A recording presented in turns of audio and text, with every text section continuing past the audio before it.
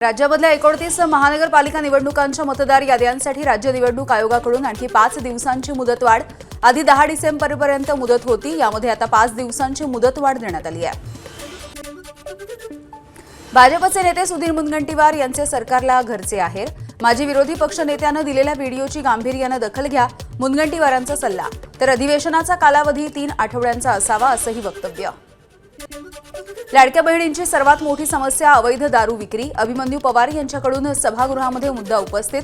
यावरती वारंवार लाडक्या बहिणींना प्रत्येक गोष्टीमध्ये आणू नका अशी मुख्यमंत्री फडणवीसांची भाजपचे आमदार अभिमन्यू पवार यांना कडक शब्दामध्ये समज। राज्यामध्ये ओबीसी विद्यार्थ्यांसाठी 65 हॉस्टेल सुरू करणाऱ्या मंत्री अतुल सावे यांचं मुख्यमंत्र्यांकडून अभिनंदन आणि कौतुक। मुंबई शहर, उपनगर, ठाणे, रायगडमध्ये देखील वसतिगृह सुरू करणार, फडणवीसांची ग्वाही।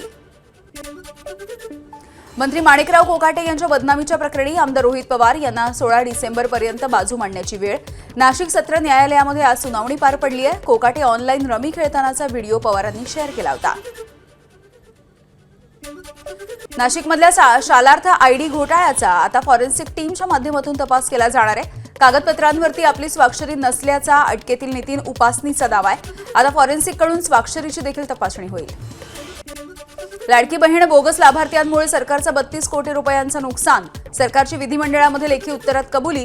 14,297 पुरुषांनी लाडकी बहीण योजनेचा लाभ घेतला, तर 26 लाख अपात्र महिलांनी लाभ घेतल्याची सरकारची माहिती। लाडकी बहीण योजनेच्या अपात्र लाभार्थ्यांमध्ये 9,500 शासकीय कर्मचारी आहेत। सरकारची विधिमंडळामध्ये लेखी उत्तरात माहिती। या शासकीय कर्मचाऱ्यांकडून लाभाची रक्कम वसूल केली जाणार आहे। सोलापूरमधील बार्शीचे विद्यमान आमदार दिलीप सोपल यांना दणका। बार्शी कृषी उत्पन्न बाजार समितीवरती माजी आमदार राजेंद्र राऊत यांची एकहाती सत्ता। बाजार समितीच्या 18 पैकी 18 जागांवरती राजेंद्र राऊत गटाचे उमेदवार विजय। भंडाऱ्यामध्ये धान खरेदी संस्थांचा शेतकऱ्यांच्या धान खरेदीला विरोध। 15 लाख रोख आणि 50 लाखांची मालमत्ता अनामत अट अन्यायकारक। पणन महामंडळ अटी रद्द करणार नाही तोपर्यंत धान खरेदी होणार नाही, संघटनांचा इशारा। नांदेडच्या कंधार तालुक्यामधील कवठाचे शेतकरी नुकसान भरपाईच्या मागणीसाठी आक्रमक। रस्त्यावरती बसून त्यांनी सत्याग्रह केलाय आणि लक्ष वेधून घेतलाय। बीडमध्ये वैद्यनाथ साखर कारखान्याचं ओमकार साखर कारखान्यामध्ये रूपांतर। यंदाच्या गळीत हंगामामध्ये शेतकऱ्याच्या ऊसाला 3,050 रुपये प्रति मेट्रिक टन असा दर देखील जाहीर झाला। माथेफिरूकडून शेतकऱ्याच्या शेतामधील केळीच्या पिकाची नासाडी। जळगावच्या यावल तालुक्यामधील वरडी गावातली घटना आहे। कापणीला आलेले केळीचे घड अर्धवट कापून फेकले। शेतकरी उमाकांत धांडे यांचं लाखो रुपयांचं नुकसान झालंय। मागच्या अनेक वर्षांपासून रखडलेल्या अहिल्यानगर मनमाड महामार्गाचं काम सुरू झालं, मात्र अतिशय संथ गतीनं हे काम सुरू असल्यामुळे या ठिकाणी सतत वाहतूक कोंडी होतीये। खासदार लंकेंनी या कामाची पाहणी केली आहे। नाशिक पुणे महामार्गावरती गोमांसाची वाहतूक करणारी गाडी अडवत नागरिकांचा गोंधळ। गाडीची तोडफोड करत नागरिकांचा रास्ता रोको। एकाला पोलिसांनी ताब्यात घेतलाय। मुंबईतल्या प्रभादेवी रेल्वे स्थानकामधली गर्दी कमी करण्यासाठी पश्चिम रेल्वेकडून लोकल थांब्यामध्ये बदल। स्थानकाच्या दक्षिण दिशेवरच्या पुलावरची गर्दी कमी करण्यासाठी लोकलचे 3 डबे मागे थांबवण्याचा निर्णय। गुन्हेगारीला आळा घालण्यासाठी दिवा शहरामध्ये तात्काळ स्वतंत्र पोलीस स्टेशन सुरू करा। वंचित बहुजन आघाडीचं ठाणे पोलीस आयुक्तालयाला निवेदन देऊन मागणी। नंदुरबारमधील सारंगखेडा घोडे बाजारामध्ये प्रचंड तेजी आली आहे। गेल्या 5 दिवसांमध्ये तब्बल 275 घोड्यांची विक्री। चेतक फेस्टिवलमधील विविध स्पर्धांमुळे पुढील 10 दिवसांमध्ये आणखी उलाढाल होण्याचा अंदाज आहे। सारंगखेड्याच्या घोडे बाजारामध्ये बुलेट, मोटरसायकल आणि घोड्याची शर्यत बघण्यासाठी तुफान गर्दी। मध्य प्रदेशच्या महेश्वरमधील राणी घोडीची बुलेटच्या सोबत शर्यत। या शर्यतीमध्ये राणी घोडीची बाजी। गोसीखुर्द धरणाच्या उजव्या कालव्यामध्ये जखमी अवस्थेमध्ये वाघ आढळला। या वाघाला उपचारासाठी नागपूरच्या गोरेवाडा रेस्क्यू सेंटरला हलवण्यात आलंय। 2 वाघांच्या झुंजीमध्ये किंवा एखाद्या वाहनाच्या धडकेमध्ये हा वाघ जखमी झाला असावा असा प्राथमिक अंदाज आहे। रायगडच्या नागावमध्ये बिबट्याच्या तरुणावरती हल्ला। खालची आळी परिसरामध्ये या तरुणावरती त्याने हल्ला केलाय। बिबट्यानं ओरबाडल्यामुळे या तरुणावरती बिबट्याच्या नखांचं निशाण आलंय। कोल्हापूरमध्ये अस्वलांच्या जोडीची रेस बघायला मिळाली। व्हिडिओ मोबाईलमध्ये कैद करण्यात आलाय। कोल्हापूरच्या चंदगड तालुक्यामध्ये टेम्पो चालकाला 4 दिवसांपूर्वी ही अस्वलाची जोडी आढळून आली होती। हिमाचल प्रदेशामधील डलहौजीमध्ये बंद घराच्या खिडक्या तोडून एक अस्वल घरामध्ये शिरलंय. यानंतर खाण्याचं काही सामान घेऊन हे अस्वल खिडकीमधून पुन्हा एकदा घराबाहेर पडलं. हा सगळा व्हिडिओ घरामधल्या सीसीटीव्ही कॅमेऱ्यामध्ये कैद झालाय.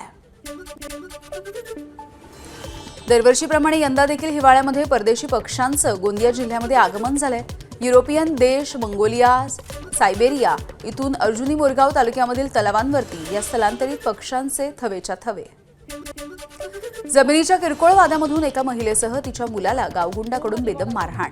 बीडमधल्या केस तालुक्यातील सांगवी गावातला धक्कादायक प्रकार आहे. अमानुष मारहाणीचा व्हिडिओ देखील समोर आलाय. माथाडी काम मिळवण्याच्या वादामधून 2 गटांमध्ये तुफान हाणामारी झाली. मुंबईच्या अंधेरीतील पूनमनगर परिसरातला हा प्रकार आहे. छोटा कन्ना आणि बडा कन्ना या टोळीमध्ये वाद झालेला आहे. गुन्हा देखील दाखल झालाय. नांदेडमध्ये दुचाकीवरून आलेल्या दोघांनी कारमध्ये ठेवलेली 35 लाख रुपयांची बॅग पळवली आहे. जुनामोंडा भागातली ही घटना आहे. आरोपींनी पाळत ठेवून विनायक परसेवार यांची गाडी पंक्चर करून ही चोरी केली असा संशय आहे. लातूरच्या उमरगा ग्रामस्थांचा निलंग्यामधल्या महावितरण कार्यालयाच्या परिसरामध्ये ठिय्या. 5 वर्षांपासून कृषी पंपाला अपुरा आणि अनियमित वीज पुरवठा होत असल्यामुळे शेतकरी आक्रमक झाले आहेत. धाराशिवच्या आर्वीमधील जिल्हा परिषद आणि पंचायत समिती अधिकाऱ्यांचं सामूहिक रजा आंदोलन. घरकुल आणि मनरेगामधील अतिरिक्त जबाबदारी घेण्याच्या विरोधामध्ये शेतकऱ्यांचं या अधिकाऱ्यांचं आंदोलन.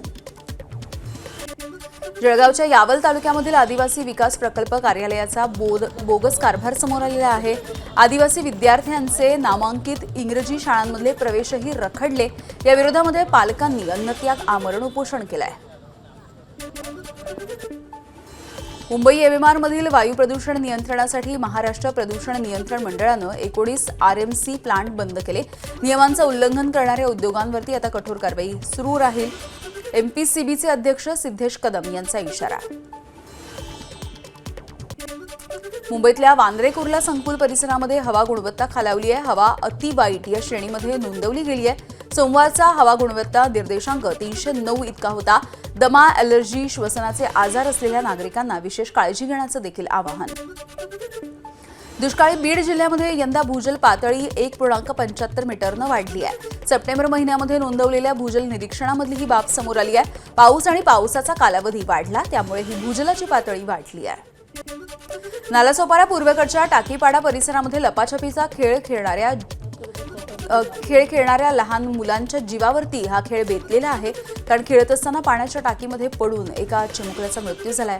4 दिवसांनी मृतदेहाचा वास यायला लागल्याच्या नंतर ही घटना समोर आली. गुरुग्राममध्ये बेदरकार थार कारच्या धडकेमध्ये फिगो कार ही 4 वेळा उलटली आहे. या घटनेमध्ये चालकाच्या डोक्याला आणि त्याच्या खांद्याला गंभीर अशी दुखापत झाली आहे. अलीपूरवरून थार कार चालक हा अटकेत तर काही जप्त. गमदूज टोल नाक्याजवळील ही घटना आहे, जी सीसीटीव्हीमध्ये देखील चित्रित झाली. एबीपी माझा, उघडा डोळे बघा नीट.